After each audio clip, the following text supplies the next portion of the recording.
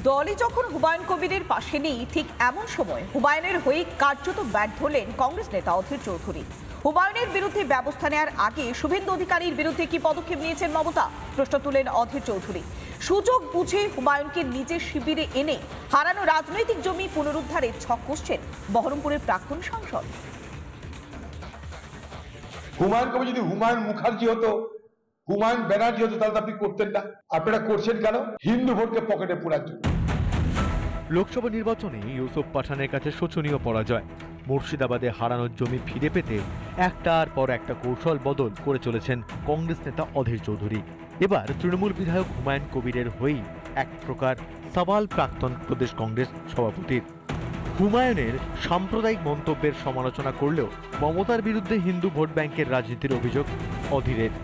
পশ্চিমবঙ্গের মুখ্যমন্ত্রী আপনি নিরপেক্ষ হচ্ছেন না কেন? আপনি হুমায়ুন কবিরকে শোকজ করছেন। হুমায়ুন কবির যার বিরুদ্ধে হয়েছে তার বিরুদ্ধে আপনি কি করেছেন? হুমায়ুন কবির যদি হুমায়ুন মুখার্জি হতো, হুমায়ুন ব্যানার্জি হতো, তাহলে আপনি করতেন না। আপনারা করছেন কেন? হিন্দু ভোটকে পকেটে পোড়ার জন্য। কিন্তু কয়েক মাস আগেও যিনি জনবিন্যাসের বদলের জেরে মুর্শিদাবাদ হাতছড়া হওয়ার আশঙ্কা প্রকাশ করেছিলেন, তিনি হঠাৎ হুমায়ুনের হয়ে ব্যাটিং শুরু করলেন কেন? গত বছরের শেষের দিকে অধীরের সুর কিন্তু আদৌ এমন ছিল না। এই সমস্ত মৌলবাদীদের জন্য আগামী দিনে এই মুর্শিদাবাদ, মালদা, দিনাজপুরে তারা দাবি করবে যে এগুলো বাংলাদেশের এক্সটেন্ডেড বাংলাদেশ। হুমায়ুনের বিভাজনের পাশে ভোটে হেরে জনবিন্যাসে বদলের কথা মাথায় এসেছিল অধীরের। এখন আবার হাওয়া বদলাতে শুরু করেছে মুর্শিদাবাদের রাজনীতিতে। তাই যেই হুমায়ুন অস্ত্রে ঘায়েল হয়েছিলেন, সুযোগ বুঝে সেই হাতিয়ারই ব্যবহার করতে চাইছেন অধীর। বাংলাকে বাংলাদেশ বানানোর যে চক্রান্ত, তার একটা পার্ট হিসেবে হুমায়ুন কবির যে কাজটা করছে, সেই কাজের জন্য অধীর তাকে সাহায্য দেওয়ার জন্য হয়তো পাপপুণ্যে সেই কাজটা করছেন, সেটাই আগামী দিনে প্রমাণিত হবে। আপামর এই যে সংখ্যালঘু ভোটের উপরে যে নির্ভরশীল থাকা, এটা কাল হয়ে দাঁড়াবে।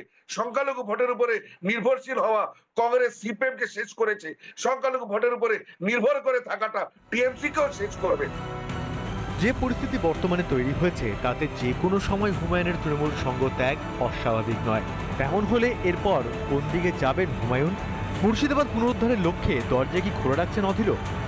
রিপাবলিক বাংলা। নানা ধরনের কন্টেন্ট দেখার জন্য লাইক করুন, শেয়ার করুন আমাদের ফেসবুক পেজ, সাবস্ক্রাইব করুন আমাদের ইউটিউব চ্যানেল। পাশাপাশি অন্যান্য ব্রেকিং নিউজের জন্য অবশ্যই চোখ রাখুন রিপাবলিক বাংলায়।